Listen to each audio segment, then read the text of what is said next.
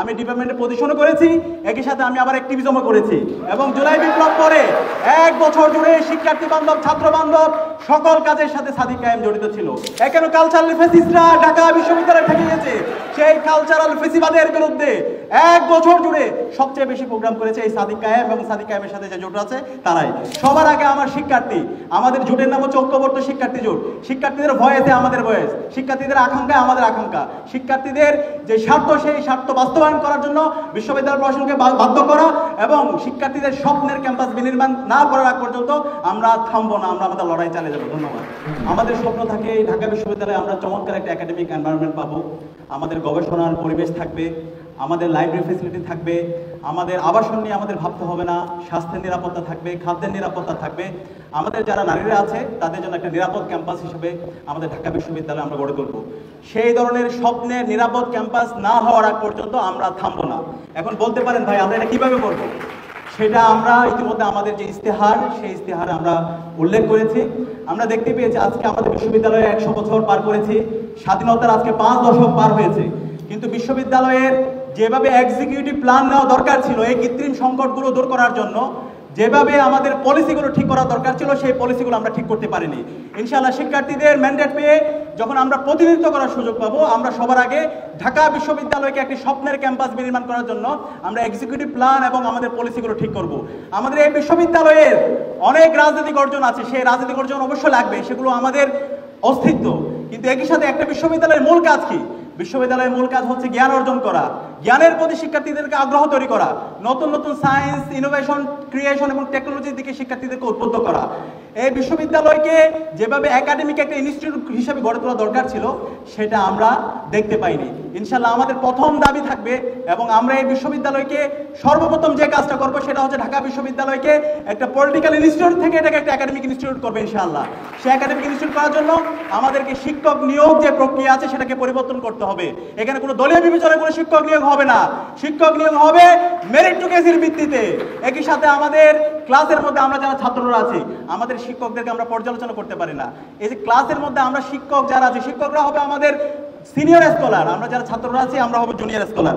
শিক্ষকদের মূল্যায়ন সিস্টেম আমরা চালু করবো। আমাদের যে একাডেমিক মেইল আছে সেই মেইলের মাধ্যমে আমরা আমাদের যে গবেষণা, ইন্টারন্যাশনাল, ন্যাশনাল যত ধরনের আমাদের পেপার আছে সেই জার্নালগুলো অ্যাক্সেস থাকবে।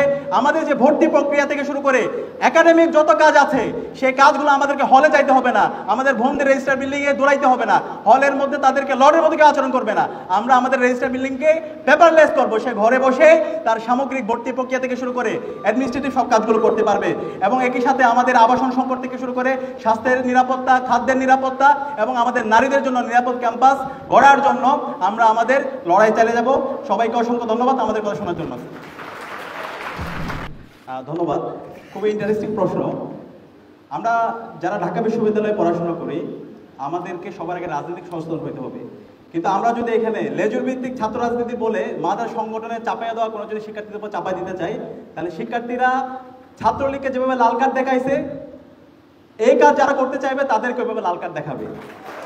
আমাদের অবস্থান পরিষ্কার। বাংলাদেশে ঢাকা বিশ্ববিদ্যালয়ের শিক্ষার্থীরা সবসময় শির দ্বারা উঁচু রাখেছে, তারা সবসময় সত্যকে সত্য বলেছে। বাংলাদেশের জাতীয় রাজনীতিতে কেউ যদি বিচ্যুতির পথে যায়, কেউ যদি ফেসিবাদ বাংলাদেশে কায়েম করতে চায়, ঢাকা বিশ্ববিদ্যালয়ের শিক্ষার্থীরা তারা আবু সাঈদের মতো, তারা ওয়াসিমের মতো, তারা শান্তের মতো তারা দাঁড়িয়ে যাবে। এবং একই সাথে তারা সবসময় শিক্ষার্থীদের স্বার্থ সংশ্লিষ্ট কথাগুলো তারা সবসময় বলবে। আর বাজেট ঘাটতির এই বিষয়টা অবশ্যই আমরা সারা বিশ্বে দেখতে পাই।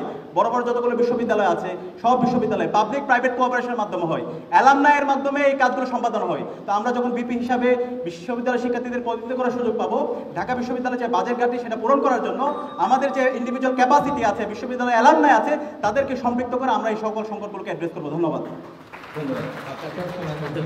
ধন্যবাদ। আমরা বিরাজনীতি চাই না, সহমত কালচারও চাই না, আমরা নির্দলীয় নই, সর্বদলীয় ঐক্য চাই। আমি যদি আমার কথা বলি, আমি আমার বাড়ি খাগড়াছড়িতে, ছোটোবেলা থেকেই চাকমা, মারমা, ত্রিপুরা, রাখায়ন, হিন্দু সবার সাথে আমার বেড়ে ওঠা।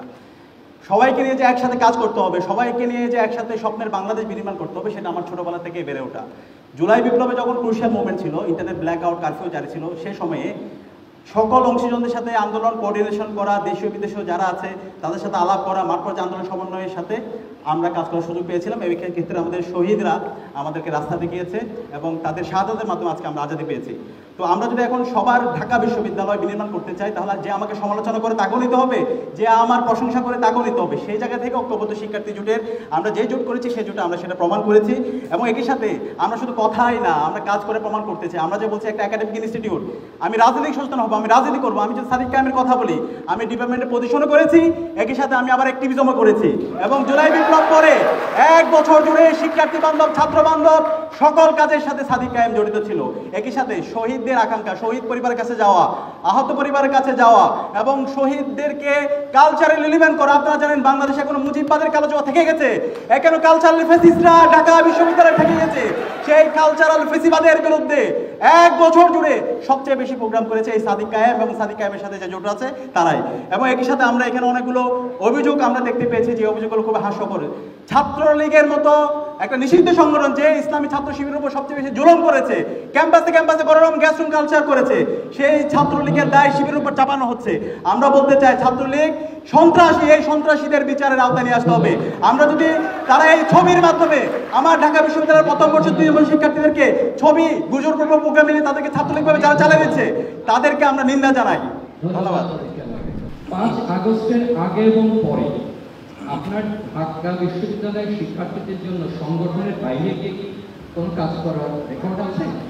ধন্যবাদ। যেহেতু আপনি একজন শিক্ষার্থীদের প্রতিনিধি হবেন নাকি কোনো সংগঠনের হবেন? ধন্যবাদ। আপনারা জানেন 5 আগস্টের পরে বাংলাদেশে যত ছাত্র সংগঠন ছিল, ইসলামী ছাত্র শিবিরের উপর সবচেয়ে বেশি জুলুম করা হয়েছে। ছাত্র শিবির ডিওহিউম্যানাইজ অবস্থায় ছিল, ছাত্র শিবিরকে মেরে উল্লাস করা জায়েজ ছিল। সে কারণে ক্যাম্পাসগুলোতে পাবলিকলি ঘোষণা দিয়ে আমাদের অ্যাক্টিভিজম করার মতো অবস্থা ছিল না। কিন্তু শিক্ষার্থী বান্ধব, ছাত্র বান্ধব যারা অ্যাক্টিভিজম করেছে সবাইকে আমরা কোঅপারেশন করেছি। ক্যাম্পাসে যখন কেউ জুলুমের শিকার হয়েছে তখন তাকে উদ্ধার করা, তার পরিবারের সাথে যোগাযোগ করা, সাংবাদিকদের সাথে যোগাযোগ করা, মানবাধিকার কর্মীদের সাথে যোগাযোগ করা এবং পাবলিক স্পেসে নিয়ে আসার জন্য আমরা সবার সাথে কোঅপারেশন করেছি। এবং খুনি হাসিনা সর্বশেষ আপনারা জানেন 2 আগস্ট ছাত্র শিবিরকে নিষিদ্ধ করে দেয় এবং নিষিদ্ধ করে আবার নতুনভাবে ইসলামী ছাত্র শিবিরের উপর জুলুম করার জন্য সে সর্বোচ্চ আপ্রাণ চেষ্টা করেছিল। 5 আগস্টের পরবর্তী আমরা আজকে আজাদি পেয়েছি। 5 আগস্টের পরে আমরা বলছি শহীদদের আকাঙ্ক্ষার আলোকে নতুন রাজনীতি বিনির্মাণ করতে চাই। সেই রাজনীতি বিনির্মাণ করে আমরা ইসলামী ছাত্র শিবির দেখিয়েছি। ক্যাম্পাসে যদি বলি ঢাকা বিশ্ববিদ্যালয়ে 1 বছর জুড়ে সবচেয়ে বেশি শিক্ষার্থী বান্ধব এবং ছাত্র বান্ধব প্রোগ্রাম কারা করেছে, সেটা হচ্ছে আমার সংগঠন ইসলামী ছাত্র শিবির। এবং শহীদদের আকাঙ্ক্ষাকে ধারণ করে, জুলাইয়ের আকাঙ্ক্ষাকে ধারণ করে আমরা সবচেয়ে বেশি সমাজ কল্যাণমূলক এবং ছাত্র কল্যাণমূলক প্রোগ্রামগুলো আমরা জারি রেখেছি। আমরা যখন শিক্ষার্থীদের ম্যান্ডেট পেয়ে সেবা করব, সবার আগে আমার শিক্ষার্থী, আমাদের জোটের নাম হচ্ছে ঐক্যবদ্ধ শিক্ষার্থী জোট। শিক্ষার্থীদের ভয়েসে আমাদের ভয়েস, শিক্ষার্থীদের আকাঙ্ক্ষায় আমাদের আকাঙ্ক্ষা, শিক্ষার্থীদের যে স্বার্থ সেই স্বার্থ বাস্তবায়ন করার জন্য বিশ্ববিদ্যালয় প্রশাসনকে বাধ্য করা এবং শিক্ষার্থীদের স্বপ্নের ক্যাম্পাস বিনির্মাণ না করার আগ পর্যন্ত আমরা থামবো না, আমরা আমাদের লড়াই চালিয়ে যাবো। ধন্যবাদ।